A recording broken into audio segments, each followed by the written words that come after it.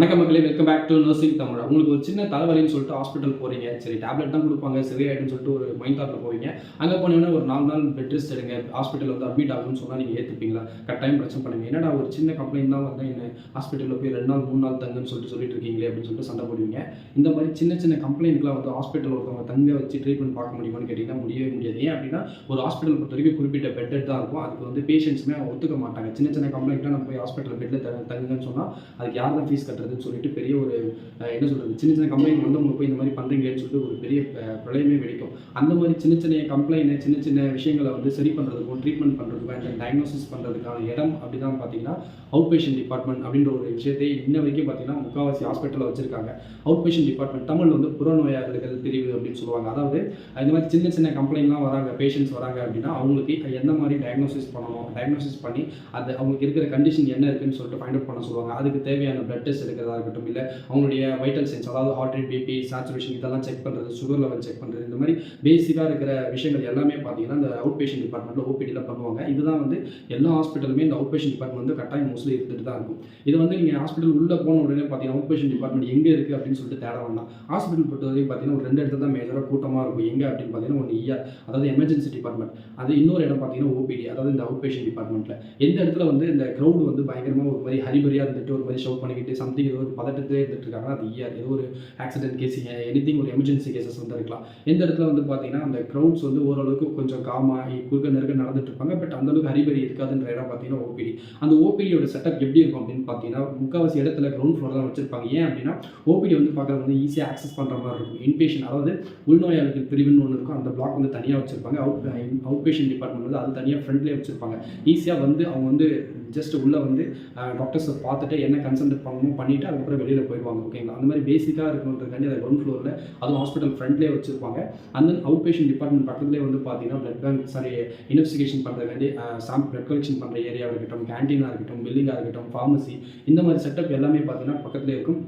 அந்த out patient department வந்து பார்த்தீங்கன்னா இப்போ நிறைய ஓபிடி வந்து வச்சுருப்பாங்க. அதாவது நிறைய கன்சல்டன்ட் ரூம் வந்து வச்சுருப்பாங்க. ஒவ்வொரு டிபார்ட்மெண்ட்டுக்குமே ஒரு பெரிய பெரிய ஹாஸ்பிட்டல்லாம் போனீங்கன்னா for each department for example சொன்னால் இப்போ நுரையீரல் சம்மந்தப்பட்ட டாக்டர்ஸ்னால் அதுக்கு தனியாக அவங்க ஒரு 2 3 டாக்டர்ஸ் வந்து ரூமில் இருப்பாங்க. இப்போ சர்ஜிக்கல் தனியாக இருப்பாங்க, மெடிக்கல் தனியாக இருப்பாங்க. அந்த மாதிரி ஒவ்வொரு டிபார்ட்மெண்ட்டுக்குமே ஒரு ஹாஸ்பிட்டல் பெட்டுக்கு ஏற்ற மாதிரி கெப்பாசிட்டிக்கு ஏற்ற மாதிரி டாக்டர்ஸ் கன்சல்டன்ட் இருப்பாங்க. அவங்க வந்து நீங்கள் டாக்டர்ஸ் போய் பார்த்ததுக்கப்புறம் சப்போஸ் உங்களுக்கு ஓல்டாக வந்து ப்ரீவியஸாக ஒரு கண்டிஷன்ஸ் இருந்துட்டு இருக்குது அப்படின்னா அந்த கண்டிஷனுடைய ஹிஸ்ட்ரி ஃபுல்லாக பார்ப்பாங்க. இப்போ ஃபர்தராக என்ன மாதிரி ஏதாவது சைன்ஸ் அண்ட் சிம்டம்ஸ் இருக்கா, இப்போ ஃபர்தராக ஏதாவது இன்வெஸ்டிகேஷன் பண்ணணுமா அப்படின்னு சொல்லிட்டு பேசிக்கான விஷயம் தான் சொல்லுவாங்க.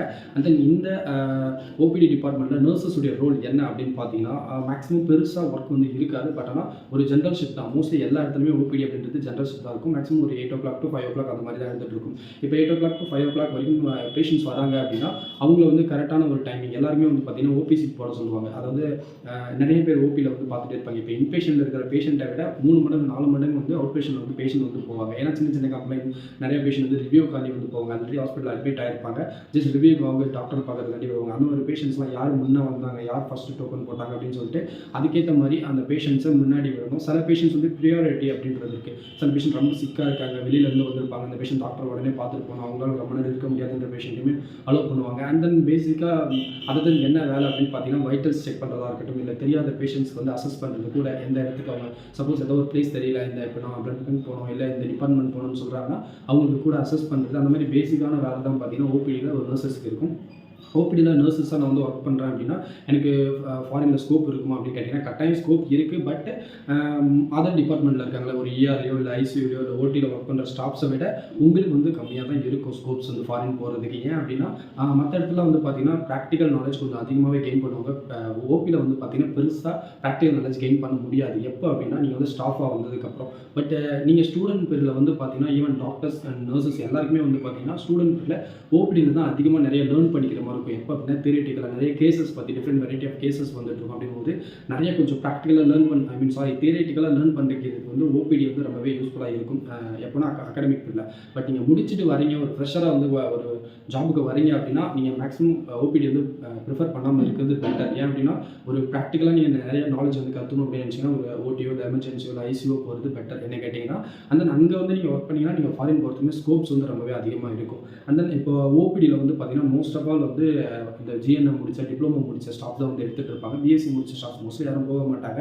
அவங்களுடைய ப்ரிஃபரன்ஸ் எல்லாமே வந்து பார்த்திங்கன்னா மோஸ்ட்லி நம்ம முன்னாடி சொன்ன மாதிரி இந்த ஐசியூவாக இருக்கட்டும், ஓடி, வார்ட் அண்ட் இஆர் இந்த மாதிரி டிபார்ட்மெண்ட் தான் இருந்துகிட்டு இருக்கோம். அவ்வளோதான் ஃப்ரெண்ட்ஸ். நான் ஜஸ்ட் ஒரு இன்ஃபர்மேட்டிவ் வீடியோ வந்து ஓபிடினா என்ன அப்படின்றது ஒரு பிளாங்காக ஒரு வீடியோ போடணும் அப்படின்னு நினச்சேன். இந்த வீடியோ பார்த்துட்டு என்னடா இது எங்களுக்கே தெரியும் அப்படின்னு சொல்லிட்டு நினைக்கலாம். ஒரு காமனாக ஒரு ஃப்ரெஷராக வந்து ஒருத்தவங்க உள்ளே வராங்க, இல்லை நர்சிங் ஃபீல்டில் இப்போ தான் உள்ளே ஜாயின் பண்ண போகிறாங்க, அவங்களுக்கு வந்து ஒரு ஜஸ்ட் ஒரு பிளாங்காக ஒரு ஐடியா கொடுக்கணுன்றதுக்காக தான் இந்த ஒரு வீடியோ ரொம்ப டீட்டெயில்டாக போல ஜஸ்ட் பேசிக்காக தான் போட்டிருக்கேன். அண்ட் இந்த மாதிரி நிறைய நர்சிங் ரிலேட்டட் வீடியோஸ் பார்க்கணும்னு நினச்சிங்கன்னா நர்சிங் தமிழ் சேனலை சப்ஸ்கிரைப் பண்ணி வச்சுக்கோங்க. உங்களுடைய ஃப்ரெண்ட்ஸ் அண்ட் ஃபேமிலி யாராவது நர்ஸ் ரிலேட்டட் ஏதாவது நர்சிங் கோர்ஸோ இல்லை ஏதாவது படிச்சுட்டு இருக்காங்க மெடிக்கல் ரிலேட்டட் அப்படின்னா நம்மளுடைய சேனலுக்கு வீடியோ உங்களுக்கு கட்டாயம் ஷேர் பண்ணுங்கள். தேங்க்ஸ் ஃபார் வாட்சிங். நான் வீடியோ பார்க்கலாம். பாய்.